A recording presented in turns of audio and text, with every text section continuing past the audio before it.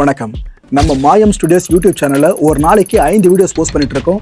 எல்லா வீடியோஸ்க்கான நோட்டிஃபிகேஷன் உங்களுக்கு வரணும்னாக்கா சேனலை சப்ஸ்கிரைப் பண்ணிட்டு கீழே ஒரு பெல் ஐக்கான் இருக்கும், ஆல் நோட்டிஃபிகேஷன். அதை கிளிக் பண்ணிடுங்க. அதை கிளிக் பண்ணா மட்டும்தான் நான் போடுற வீடியோஸ் ஒன்று நீங்க பார்க்க முடியும். அண்ட் மாயம் ஸ்டுடியோஸ் போலவே மாயம் பக்தி அண்ட் மாயம் லைஃப் ஸ்டைல் இந்த சேனல்ஸையும் சப்ஸ்கிரைப் பண்ணிடுங்க. சப்ஸ்கிரைப் பண்ணிட்டு மறக்காம பெல் ஐக்கானை கிளிக் பண்ணிடுங்க, ஆல் நோட்டிஃபிகேஷன் கொடுத்துருங்க. யூடியூபை தாண்டி அடுத்தடுத்த அப்டேட்ஸ் நீங்க தெரிஞ்சுக்கணும் அப்படின்னா நம்ம மாயம் ட்ரெண்ட்ஸ் ஃபேஸ்புக் பேஜை ஃபாலோ பண்ணிடுங்க. கூடவே மாயம் ஸ்டுடியோஸ் 9 என்ற இன்ஸ்டாகிராம் பேஜையும் ஃபாலோ பண்ணிக்கங்க. இது எல்லாத்துக்கான லிங்க்ஸையும் கீழே டிஸ்கிரிப்ஷன் பாக்ஸ்ல கொடுத்துருக்கேன். நன்றி, வணக்கம். Big topic with Karthik Mayakumar. தமிழ்நாட்டில் வாழ்ந்துட்டு இருக்க நமக்கு வெயில் அதிகரிச்சாலும் ஓகே, லெஃப்ட் ஹேண்டில் டீல் பண்ணிட்டு போயிடுவோம். ஏன்னா ஏற்கனவே போட்டு கடையில் வறுத்த மாதிரி அவ்வளோ வெயிலை பார்த்துட்டோம். இதுக்கப்புறம் 1-2 டிகிரி செல்சியஸ் ஏறுதுனாக்கா ஓகேன்ற மாதிரி தான் நம்ம இருப்போம். ஆனால் யூரோப்பில் இருக்கவங்களும் இதே மனநிலையில் இருக்க மாட்டாங்களா?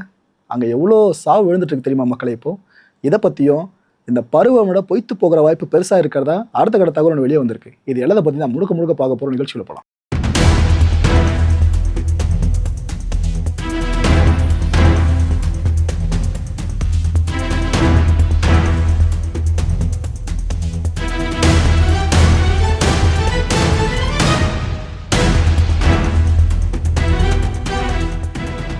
ஐரோப்பாவை உலுக்கிக்கிட்டு இருக்க வெப்ப அலை, இந்த ஹீட் வேவ் ஜெர்மனியை வேற மாதிரி பதம் பார்த்துட்டு இருக்கு. ஜெர்மனியில் சில பகுதிகளில் மட்டும் பார்த்தீங்கன்னா 42 டிகிரி செல்சியஸ் அங்கே இருக்க மக்கள் விட்னஸ் பண்ணியிருக்காங்க. மக்களே, இது நம்ம பார்க்கறது வேற. ஆனால் யூரோப்பில் இருக்கிறவங்க, ஜெர்மனி மக்கள் இந்த அளவுக்கு வெயிலை பார்க்குறாங்கன்னா லிட்ரலாக நெருப்பு மேலே கொட்டுற மாதிரி தான் அவங்க ஃபீல் பண்ணுவாங்க. அவ்வளோ வெப்பத்தை அவங்க பெருசாலாம் பார்த்ததில்ல, இப்போ விட்னஸ் பண்ணுறாங்க. ஜெர்மனியில் உயிரிழக்கிறவங்க எண்ணிக்கை பார்த்தீங்கன்னா 32% உயர்ந்திருக்கு. பெருவெள்ளத்தால் இல்லை, அடிக்கிற வெயிலால். கடந்த ஜூன் மாதம் 22ஆம் தேதியிலேருந்து 28ஆம் தேதி வரைக்கும் கரெக்டாக அந்த ஒரு வாரத்தில் மட்டுமே ஜெர்மனியில் இந்த ஹீட் வேவால் உயிரிழந்தவங்க எண்ணிக்கை எவ்வளோ தெரியுமா? 5100 பேர். ஒரே வாரத்தில் எவ்வளோ சாவு தெரியுதா மக்கள் ஜெர்மனியில்? ஆக்சுவலாக அங்கே ஒட்டு மொத்தமாக இது வரைக்கும் இந்த ஹீட் வேவால் உயிரிழந்தவங்க எண்ணிக்கை 10,100 கடந்திருக்கு. இந்த அளவுக்கு வெப்பத்தை தாங்க முடியாமல் ஜெர்மனிய மக்கள் இவ்வளோ கஷ்டப்பட்டுட்டு இருக்காங்க. இதில் ரொம்ப வல்னரபிளான ஒரு ஏஜ் கேட்டகரி பார்த்தீங்கன்னா 75 வயதுக்கு மேற்பட்டவங்க. அவங்களுக்கு ஓரளவுக்கு சூடு மேலே வந்துட்டாலே முடிஞ்சு போயிடுச்சு. உடம்பு சார்ந்து அவ்வளோ பிரச்சனைகள் வரும். இவங்க தான் அதிகமாக இருந்துக்கிட்டு இருக்காங்க. சூடு தாங்க முடியல அவங்களால. இதுலேயும் ஸ்பெசிஃபை பண்ணி இன்னொரு மோஸ்ட் வல்னரபிள் குரூப்னு சொல்லணும்னாக்கா 85 வயதுக்கு மேற்பட்ட பெண்கள் இருக்காங்களே, இவங்க அதிகம் பேர் உயிரிழந்துட்டு இருக்காங்க ஜெர்மனியில். ஸோ சைலண்ட் கில்லர் அப்படின்ற பேரை இந்த ஹீட் வேவ் இப்போ எடுத்திருக்காங்க. ஏன்னா சூடால் எத்தனை பேர் சாக போகிறாங்க? ஒரு 10-20 பேர். இப்படி தான் நாம் நினச்சிட்டு இருப்போம் இவ்வளோ காலமாக. ஆயிரங்களை கடந்து 10,000 நோக்கி போயிட்டு இருக்கு. பார்த்தீங்களா? இப்போ ஜெர்மனியில் மட்டும், ஒரு நாட்டில் மட்டுமே சொல்கிறேன், இவ்வளோ உயிரிழப்புகள். அதனால தான் சைலண்ட் கில்லர்னு இந்த ஹீட் வேவுக்கு பேரே வச்சுட்டாங்க. அதிக மரணங்களுக்கு சில விஷயங்கள் தீவிரமடைகிறது தான் காரணம். இப்போ இறந்துருக்காங்க பார்த்தீங்கன்னா ஜெர்மனியில் அந்த 10,100 பேர். அவங்க சார்ந்த டேட்டாவை எடுக்கிறப்ப இந்த 3 விஷயங்கள் தெரிய வருது. இல்லை, முதல் விஷயம், ஏற்கனவே இருதய நோயால் அவஸ்தைப்பட்டு இருப்பாங்களே, அவங்க இன்னும் இந்த 42 டிகிரி செல்சியஸ் வரைக்கும் வெயில ஃபேஸ் பண்ணுறாங்கனாக்கா அவங்க இறக்குற விகிதம் அதிகமாகிட்டு இருக்கு. அது ரெண்டாவதா, கடுமையான மூச்சு திணறல் ஏற்கனவே கஷ்டப்பட்டு இருப்பாங்க பாருங்க, அவங்க இந்த எக்ஸ்ட்ரீம் ஹீட் வேவ் சுச்சுவேஷனில் இன்னும் சஃபர் பண்ணுறாங்க இந்த மூச்சு திணறலால் அவங்க. இதில் மூணாவதா, ஏற்கனவே சிறுநீரக கோளாறில் பாதிக்கப்பட்டிருப்பாங்களே இவங்க. இந்த 3 கேட்டகரியை சேர்ந்தவங்க தான் நிலைமை ரொம்ப இன்டென்ஸ் ஆகும்போது இந்த ஹீட் வேவால் அவங்க உயிரிழக்கிறது அதிகரிச்சிட்ருக்கு. நோயற்ற வாழ்வு குறைவற்ற செல்வம்னு சொல்லுவாங்களே, அது எவ்வளோ முக்கியத்துவம் வாய்ந்துன்னு இப்போ தாங்க தெரியுது. நம்ம உடம்பை நம்ம பார்த்துக்க தவறிட்டோம். உடம்பை கடைசியில் நம்மளும் பார்க்க முடியாது, நம்மளை சுற்றி இருக்கணும் கடைசியாக முகமும் பார்க்க முடியாது. அப்பேற்பட்ட விஷயத்தை தான் இப்போ இதெல்லாம் உணர்த்திக்கிட்டு இருக்கு. ஹெல்த் ரொம்ப முக்கிய மக்களே, அதை மைண்டில் தெளிவாக வச்சுக்கோங்க. ஜெர்மனியில் ஃபுல்லாக ஏசி இருக்குமேப்பா. அப்படி இருந்து எப்படி இந்த அளவுக்கெல்லாம் சாகுறாங்கன்னு கேட்டிங்கன்னா, ஒரு ஃபேக்டை சொல்லட்டுமா? நான் சொல்கிறது ஜெர்மனிக்கு மட்டும் இல்லை, யூரோப்பில் பல நாடுகளுக்கு பொருந்தும்னு நினைக்கிறேன். இப்போது நம்ம ஊரில் ஏசி போகிறது பெரிய விஷயம் இல்லை, ஏன்னா இங்கே எந்த அளவுக்கு சூட்டில் நம்ம இருப்போம்னு நம்மளுக்கு தெரியும். ஆனால் யூரோப்பில் பார்த்தீங்கன்னா குளிர் அங்கே நல்லா இருக்குமா, வெப்பம் அப்பப்போ தானே வரும். அப்படி இருக்கவங்க ஏசிக்கு பெருசாக முக்கியத்துவம் கொடுக்க மாட்டாங்களா? அதையும் தாண்டி இன்னொரு காரணம், சுற்றுச்சூழலை பாதுகாக்கணும்னு சொல்லிட்டு ஏசியை பெரும்பாலும் பயன்படுத்த மாட்டாங்க.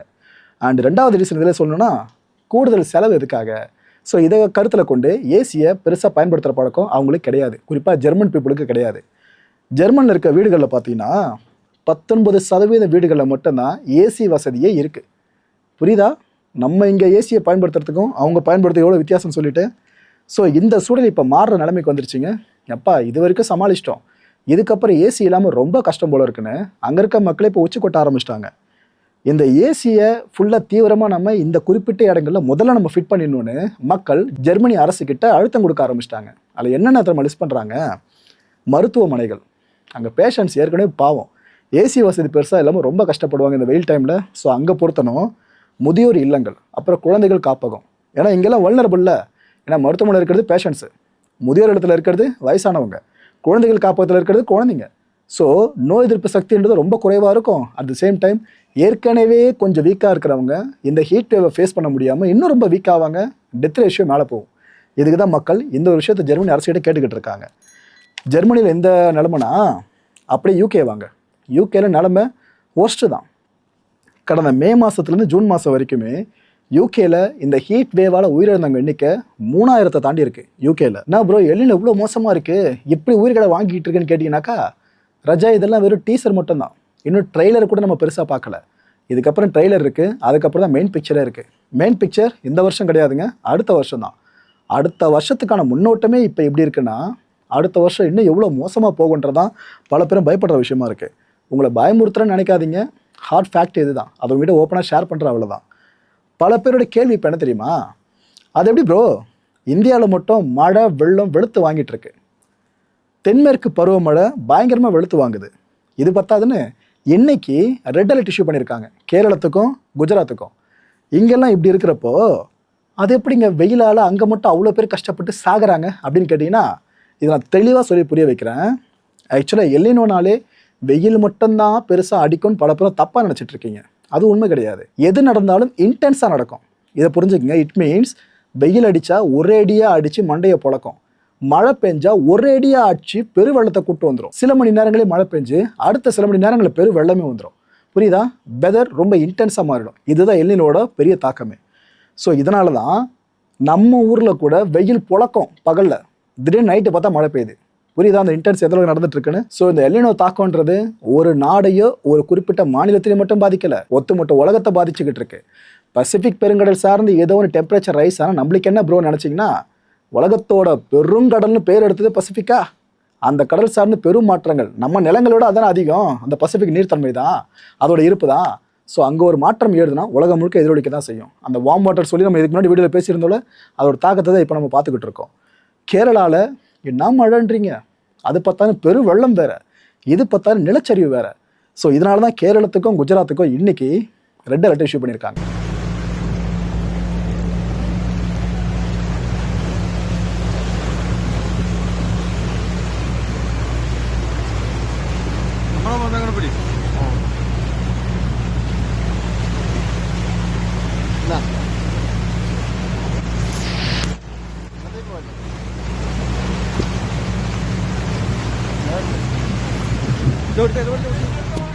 வேர்ல்ட் மெட்டராலஜிக்கல் ஆர்கனைசேஷன் இவங்க என்ன சொல்கிறாங்கன்னா, கடந்த ஜூலை மாத தொடக்கத்திலேயே பாகிஸ்தானில் கனமழை பெஞ்சு வெள்ளப்பெருக்கு ஏற்பட்டு மக்கள் ரொம்ப அவசியப்பட்டாங்களே, அதில் உயிரிழந்தவங்க எண்ணிக்கை மட்டும் 100க்கும் மேலேன்னு சொல்கிறாங்க வேர்ல்டு மெட்ரலாஜிக்கல் ஆர்கனைசேஷன். பசிபிக் வெப்பம் இருக்குல்ல, அது தொடர்ந்து உயர்ந்துக்கிட்டு தான் இருக்காமா, அது தண்ணீரை வாடே இல்லைன்னு தெளிவாக இவங்களும் சொல்லிட்டாங்க. இதனால் வெட்ட வெயிலை நம்ம அதிகமாக ஃபேஸ் பண்ண வேண்டியது இருக்கும், பெருவெள்ளம் தவிர்க்க முடியாத ஒன்றாவும் இருக்கும்னு சொல்கிறாங்க. எவ்வளோ டிராஸ்டிக்காக இருக்குது பார்த்தீங்களா? நிலைமை இன்னும் மோசமாகிறதுக்கு தான் வாய்ப்பு இருக்குன்னு இந்த WMOவே தெளிவாக சொல்லிட்டாங்க. ஸோ உங்களை நாங்கள் தாஜா பண்ணோம் அப்படின்னா பிரச்சனைலாம் ஒன்றும் இல்லைங்க, அப்படியே ஜாலியாக இருந்துருங்கன்னு அரசுகள் சொல்கிற மாதிரி சொல்லிடலாம். அது ஊடக தர்மம் இல்லை. என்ன அவங்க சொல்லியிருக்கான அந்த ஸ்டேட்மெண்ட்டை உங்ககிட்ட கொண்டு வரோம், அது சார்ந்து என்ன நாங்கள் இன்னும் டெப்த்தாக தெரிஞ்சுக்கிடுமோ அதையும் சேர்த்து உங்ககிட்ட கொண்டு வரோம், அவ்வளோதான். இந்த ஸ்டேட்மெண்ட் பார்த்தாச்சா? அடுத்து ஐக்கிய நாடுகள் சபை ஐநா அவங்க என்ன சொல்கிறாங்க, ஏற்கனவே இந்த பூமி தகன்னு எரிஞ்சுக்கிட்டு இருக்கு இந்த எல்னினோவால். இது பத்தாதுன்னு எங்கே பார்த்தாலும் நிலக்கரியை போட்டு எரிச்சுக்கிட்டு இருக்கோம் மின்சார தேவைகளுக்காக. ஃபுல்லாக ஆயில் அவ்வளோ கன்சியூம் பண்ணிட்டு இருக்கோம், வாயு வேறு அந்தளவு கேஸையும் பயன்படுத்திக்கிட்டு இருக்கோம். இது எல்லாம் சார்ந்த ப்ராஜெக்ட்ஸ் போயிட்டு இருக்குல்ல, அதை அட்லீஸ்ட் இப்போயாச்சும் நிறுத்தி தொலைங்கன்னு கேட்குறாங்க UN. யோசிச்சு பாருங்கள், இந்த மூணும் இல்லாமல் உலகம் இயங்க நினைக்கிறீங்களா? வாய்ப்பே இல்லை. சிம்பிளாக கேட்குறேங்க, உங்கள் வண்டியோட பெட்ரோல் டீசல் தேவையில்ல, அது இல்லாமல் எங்கே இந்த வண்டியை ஓட்ட முடியும்? இது போல் எல்லாத்துலேயும் பாதிக்கும். ஆனால் இது தெரிஞ்சதான் ஐநா இதை கேட்குறாங்க, இப்போயாச்சும் நிறுத்தலாமே அப்படின்ட்டு. அவங்க இப்போயாவது சொல்கிறது எனக்கு தெரிஞ்சு இந்த எல்னினோ ஃபுல்லாக முடிகிறது அடுத்த வருஷம் தானே, அது வரைக்கும் இந்த ப்ராஜெக்ட்ஸ்லாம் ஸ்டாப் பண்ணி வச்சா நல்லாயிருக்கும்னு அவங்க கேட்டிருக்க மாதிரி தான் தெரியுது. அப்படி இல்லை அப்படின்னா ஏற்கனவே இருக்கிற சூடு இன்னும் அதிகமாகிடும், இந்த பூமியை சூட்டில் தத்தளிக்கும்னு ஐநா சொல்லியிருக்கேன். சரி ப்ரோ, எல்னினோ தீவிரமாகிறதா எல்லாரும் சொல்கிறாங்க, அது எப்படி நாம் தெளிவாக தெரிஞ்சுக்கிறதுன்னு கேட்டிங்கன்னா, சிம்பிளாக கேட்குறேன், ஆகஸ்ட் மாதம் தொடங்கிச்சா? ஆக்சுவலாக அந்த ஆகஸ்ட் மாதம் வெப்ப அலை அதோட தாக்கத்தை குறைச்சிருக்கணும்ல, குறைச்சிதா? இல்லை. இப்போ நம்ம அவ்வளோ சீக்கிரம் வெளியே போயிட்டு வர முடியல, அந்தளவுக்கு சூடு அனல் பயங்கரமாக இருக்குது. ஸோ இந்த ஹீட் வேவ் எக்ஸ்டெண்ட் ஆகிருக்கிறது தெரியுதா உங்களுக்கு? இதை வச்சு நீங்கள் புரிஞ்சுக்கலாம் எல்னினோ தீவிரம் அடைஞ்சிட்டு இருக்கு அப்படின்ட்டு. தீவிரம் அடைஞ்சிக்கிட்டே இருக்குது. இது ஒரு ப்ரிலிமினரி ஸ்டேஜ் மட்டும் தான். இதுக்கப்புறம் அட்வான்ஸாக நிறைய ஸ்டேஜ் போக வேண்டியது இருக்குது. மேற்கு தொடர்ச்சி மலை நீர்பிடிப்பு பகுதிகள் இருக்குல்ல நம்ம நாட்டில், இங்கே தென்மேற்கு பருவமழை இயல்பை விட குறைவாக தான் பொழிஞ்சிருக்கு. இதையும் தெரிஞ்சுங்க மக்களே. இன்னும் ஒட்டுமொத்தமாக அந்த மான்சூன் முடியல அப்படின்னாலும் இது வரைக்கும் பொழிஞ்சிருக்க மழைப்பொழிவு ரொம்ப குறைவாக தான் இருக்குது. அதுவும் குறிப்பாக நீர்பிடிப்பு பகுதிகளில். இது ஒரு சினாரியோவா? ஆகஸ்ட் மாதம், இந்த ஆகஸ்ட் மாதம் எடுத்துக்கிட்டிங்கன்னா வழக்கம் போல் நம்ம என்ன பண்ணுவோம், ஆகஸ்ட்டில் அப்பப்போ நம்ம மழையை விட்னஸ் பண்ணுவோமா? ஆனால் இந்த ஆகஸ்ட் ஆரம்பிச்சிருச்சு. இதுக்கப்புறம் மழையை பெருசாக விட்னஸ் பண்ண போகிறோன்னு நினைக்கிறீங்களா? ரொம்ப துயரம். ஆய்வாளர்கள் என்ன சொல்கிறாங்க, வெயில் இன்னும் அதிகரிக்கும்பா. இதுக்கப்புறம் மழையை நம்ம அவ்வளோ சீக்கிரம் விட்னஸ் பண்ணவே முடியாதுன்னு சொல்கிறாங்க. அவ்வளோ சீக்கிரம் பார்க்க முடியாதான். அப்பப்போ சாயங்காலத்து மேலே பெய்யுதுல, அதுவே அதிகபட்ச மழைன்ற மாதிரி தான் பார்க்கப்பட்டு இருக்கு. இப்போ தான் இந்த காற்றழுத்த தாழ்வு பகுதி, தாழ்வு மண்டலம், இதை பற்றிலாம் அதோட அருமை புரியுதுல நம்மளுக்கு. அது எப்படின்னா ஒன்று வந்து காப்பாற்றாதான் உண்டு போல இருக்குது. சராசரி ஆகஸ்ட் மாதம் 254.9 மில்லிமீட்டர் மழை பெய்யும். ஆனால் இந்த ஆகஸ்ட்டில் பார்த்தீங்கன்னா 94% இது குறையும்னு சொல்கிறாங்க. Massive majority. அந்தளவுக்கு மழை இல்லாமல் போனால் தென்மேற்கு பருவமழையை பொய்த்து போனதாக அர்த்தம். நான் ப்ரோ இது கொஞ்சம் நெகட்டிவான விஷயமா இருக்குது. சரி ரைட்டு, சொல்கிறது புரியுது. இதுக்கப்புறம் வடகிழக்கு பருவமழைன்னு ஒன்று இருக்குல்ல, அதில் நம்ம தப்பிச்சிக்கலாமே கேட்டிங்கன்னா, ரஜா உங்கள் மனசில் தோன்றது என் மனசுலேருந்து தோணுது. அது ஒன்று தான் நம்மளுக்கு இருக்க கடைசி ஆப்ஷனு. அதை பற்றி டீட்டெயிலாக சொல்கிறேன். அக்டோபர்லேருந்து டிசம்பர் வரைக்கும் வடகிழக்கு பருவமழை சீசனா? ஓகே. ஆக்சுவலாக இந்த கடைசி நம்பிக்கை இருக்குல்ல, இந்த மழைப்பொழிவை பொறுத்து தான் விவசாய உற்பத்தி, நீர் பாதுகாப்பு, வறட்சி மேலாண்மை, இது மூணுமே முடிவாகும். 2015 அண்ட் 2023 அந்த எல்னினோ காலகட்டம் இருக்குல்ல, அப்போது குறுகிய காலத்திலேயே அதிதீவிர மழை பெஞ்சுது. இதனால தான் ஃப்ளாஷ் ஃப்ளட்ஸு, திடீர் வெள்ளப்பெருக்குகளை நாம் விட்னஸ் பண்ண வேண்டியதாகிடுச்சு. ஆனால் இது நீண்ட கால நீர் பாதுகாப்புக்கு உதவலைங்க. நிறைய பேர் விமர்சனம் பண்ணாங்களே, வர்ற வெள்ள நீர்லாம் வீணாக நீங்கள் கடலில் கலக்க விட்டுறீங்க, அப்படி இப்படி தமிழ்நாடு தண்ணி இருக்கும் அது இதுன்னு சொல்லிட்டு. சீராக மழை பெஞ்சு அதுக்கப்புறம் சேர்ற நீருன்றது கரெக்டாக இருக்கும். ஆனால் ஒரு வாரம் பெய்ய வேண்டிய மழை 1 மணி நேரத்தில் அடிச்சுதுனாக்கா அதுக்கப்புறம் ஃப்ளாஷ் ஃப்ளட்டை நம்ம ஃபேஸ் பண்ணணும். ஏன்னா அந்தளவுக்கு இன்டென்ஸாக மழை பெய்யறப்ப நாம் அதை தேக்கி வைக்கிற அளவுக்கு இன்னும் நாம் பெருசாக வளரல. அதை நம்ம ஒத்துக்கிட்டே ஆகணும். ஸோ நீர் பாதுகாப்புக்கு இந்த 2015, 2013 சினாரியோ நம்மளுக்கு உதவலையா? ஆனால் 1997 ஒரு மேஜிக் நடந்துச்சுங்க. அது என்ன தெரியுமா? வடகிழக்கு பருவமழை ரொம்ப சீராக பெஞ்சுது. ஒட்டு மொத்தமாக எல்லா நிலப்பகுதிகளுக்கும் சமச்சீராக அந்த மழையை பார்க்க முடிஞ்சுது. வெள்ளம் பெருசாக வரலை, அதான் முக்கியமான விஷயம். பிகாஸ் இன்டென்ஸாக அப்போ மழை பொழிவு இல்லை. இது நிலத்தடி நீர் மறு ஊட்டம் இருக்குல்ல, அதுக்கும் அணைகளில் நீர் சேமிக்கிற அந்த கேப்பபிலிட்டி இருக்குது பாருங்க, இதுக்கும் எந்த பங்கமும் விளைவிக்கலை. கரெக்டாக நடந்துச்சு எல்லாமே. ஸோ எல்னினோ காலகட்டமாகவே இருந்தாலும் அவ்வப்போது இது போல் சில மேஜிக்கும் நடக்கும். அது நடந்தது கடைசியாக 1997. ஆனால் இப்போ ரொம்ப ரொம்ப பரிதாபத்துக்குரிய கேட்டகரி யார் தெரியுமா? நம்ம விவசாயிகள் தான். ஏற்கனவே காவிரி நீர் பிரச்சனை பெருசாக ஓடிக்கிட்டு இருக்கு. இது பத்தாதுன்னு எல்னினோ வேற அதோட வேலையை காட்ட ஆரம்பிச்சிருச்சு. வானம் பார்த்த பூமியாக இருந்த நம்ம விவசாயிகளை எல்னினோ செஞ்சுக்கிட்டு இருக்கா. இன்னொரு பக்கம் காவிரி ஆறை பார்த்துட்டு இருக்க நம்ம விவசாயிகளை கர்நாடக அரசு செஞ்சுக்கிட்டு இருக்கு. கொடுமைங்க. இப்போ வந்து நம்ம நீரை சேமிக்கிறதுக்கு ஆரம்பிக்கணும். இந்த நீரை நிறைய பேர் வீணாக்கம் கவனிச்சிருக்கீங்களா? ஒரு முறை கையை கழுவுறதுக்கு 1000 முறை அந்த தண்ணியை திறந்து விட்டுட்டு இருப்பாங்க. குளிக்கிறேன்னு சொல்லிட்டு அந்த டேப்பை திறந்து விட்டுருவாங்க. அதுக்கப்புறம் ஃபோன் எடுத்து காதில் வச்சு 2 மணி நேரம் 3 மணி நேரம் பேசிட்டு இருப்பான். தண்ணி பாட்டு வீணாகிட்டு இருக்கோம். இது போல விஷயங்களை தயவு செஞ்சு பண்ணாதீங்க. நீர் சிக்கனத்தை இப்பயே ஆரம்பிச்சிருங்க. அதை எல்லாருக்குமே நல்லது.